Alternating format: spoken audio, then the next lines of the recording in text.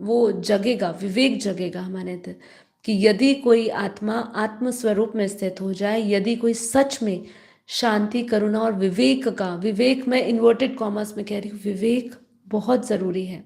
हमारी बुद्धि किसी काम की नहीं है यदि विवेक नहीं है हमारे पास। बुद्धि तो आपको भ्रमित करेगी ही करेगी, क्योंकि लोगों की देखिए बुद्धि से ही कर रहे हैं ना लोग काम, तो बुद्धि भी कहाँ जा रही है लोगों की, है ना। तो विवेक नहीं है, बुद्धि तो है, विवेक नहीं है, ज्ञान नहीं है। ठीक है, कौन सा ज्ञान नहीं है? ये अविनाशी ज्ञान नहीं है, आत्मा का ज्ञान नहीं है। ब्रह्म ज्ञान तो बहुत दूर की बात है। मैं तो कह रही हूँ केवल आत्म ज्ञान भी फिलहाल फैले ना, तो थोड़ा थोड़ा हम परिवर्तन देखें, क्योंकि आत्मज्ञान जो पा लेगा ना, वो ब्रह्म ज्ञान पाए बिना नहीं रह पाएगा, है ना। वो एक लेवल पहुंचा, उसने जैसी आत्मज्ञान पे आया और देह भान का ज्ञान छोड़ा उसने, तो उसको अपने आप वो चुंबकीय ब्रह्म ज्ञान जो उसकी चुंबक है, क्योंकि ब्रह्म ज्ञान क्या है? ब्रह्म ज्ञान उसकी असल पहचान है। आत्मा तो सिर्फ सीमित तक रख दिया कि आत्मा है तू, पर उसके ऊपर भी तू ब्रह्म समान है, ब्रह्म स्वरूप है, तू उसका अंश है, या तुझे कहाँ जाना है, ये जब क्लैरिटी अपने आप उसको चुंबक की तरह खींचती है, जब वो आत्म भाव में आ जाता है, तो उसका प्रकाश डिजिटल माध्यम से हम देख रहे हैं। आज बापूजी के चैनल पे कितनी स्पीड से 1,40,00,000 बापूजी के अभी चैनल के सब्सक्राइबर्स होने वाले हैं। तो आप सोचिए, ये जहाँ पे हमें 2014-15 में फैलाने में जो समय लग रहा था, जो ऊर्जा और जो तीव्रता, जो प्रभाव की तीव्रता कम थी, जिस तरीके से कह रहे हैं ना, जिस तरीके से ऊर्जा, नेगेटिव ऊर्जा और उसका प्रभाव भी तीव्र गति से फैल रहा है, वैसे ही पॉजिटिविटी या ज्ञान उतनी ही तीव्र ऊर्जा और उसका प्रभाव तीव्रता से फैल रहा है। तो ये माध्यम ही है जिसके कारण हम ये नेटवर्क को यूज करके पूरे विश्व भर तक ये फैला पा रहे हैं। घना अंधकार ही प्रकाश को स्पष्ट बनाता है। बिल्कुल सही बात। आप देखिए, जो मैंने इसका उदाहरण आपको शुरू में ही दे दिया है कि एक जगह पे डिम लाइट कोई चल रही है कमरे में अंधकार, जैसे आप किसी गुफा में जा रहे हो और मचान चल रही होती है, तो जगह जगह चल रही होती है और एक अंदर दीपक जल रहा, उसका प्रकाश आपको बाहर, गुफा के बाहर नहीं दिखेगा, है ना। लेकिन अगर मचान कुछ चालू नहीं करी और आप गुफा में एंटर कर रहे हो और पूरा अंधकार है, कोई सहारा नहीं है शुरुआती तौर में ही लाइट का, प्रकाश का, तो वो जो दीपक होगा, उस दीपक का प्रकाश सारे अंधकार को भेद के उसका जो स्टार्टिंग पॉइंट है वहां तक भी आपको आ रहा होगा। तो जितना घना अंधकार है उतना ही प्रकाश स्पष्ट होता जाएगा, क्योंकि उसी में विवेक जागृत होने के चांसेस ज्यादा हो जाते हैं।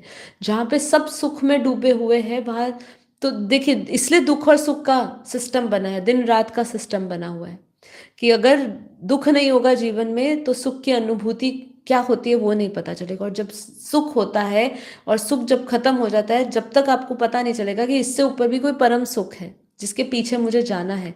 तो यहाँ पे वही बात है कि जितना ये डार्क होगा उतना ही लाइट, क्योंकि अभी दोनों फोर्सेस काम कर रहे हैं, डार्क फोर्सेस भी काम कर रहे हैं और लाइट फोर्सेस भी काम कर रहे हैं, दिव्य आत्माएं भी काम कर रही है और असुर आत्माएं भी काम कर रही है। लेकिन जो विधर्मी और असुर है उनको भी वो भी अब क्या कर रहे हैं, जो दिव्य आत्माएं हैं जो धरती पर आ गए, जो सूक्ष्म में है, आकारी में है, वो तो फिर भी पावरफुल है, वो अपने ऑरा में है, अपने खुद के गोले में है, तो अपने आप को सिक्योर करे हुए है फिर भी। लेकिन जो धरती पर आ गए हैं, जिनके पास ये ज्ञान नहीं पहुंच रहा है, वो ऐसे अंधकार में डूबे हैं कि वो उनकी भी सोल को, जो है उनकी आत्मा को कैप्चर करके बैठे या कंट्रोल करके बैठे।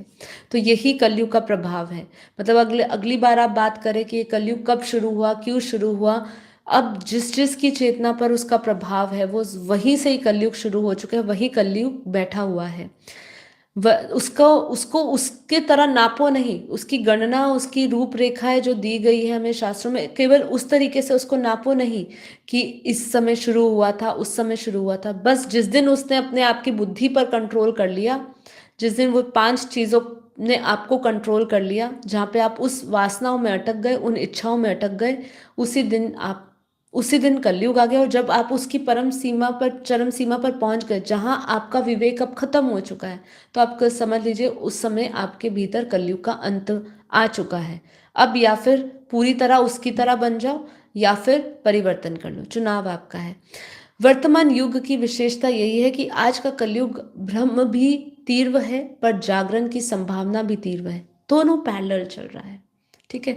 तभी देखिए कर्मों की आईना में जो डॉक्टर बलबीर जी हैं, उनका एक रीसेंट पॉडकास्ट आया है, मतलब उन्हीं के चैनल पे है, जिसमें उन्होंने 2028 का कुछ टाइटल है, आप देखिएगा।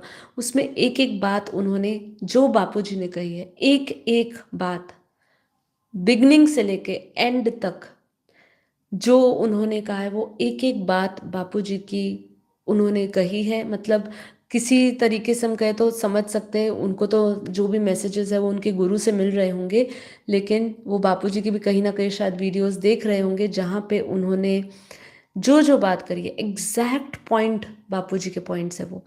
तो ये हमें समझना है कि भ्रम जिस तरीके से तीव्र हो रहा है, जागरण की संभावना भी एकदम तीव्र गति से, यही विशेषता है।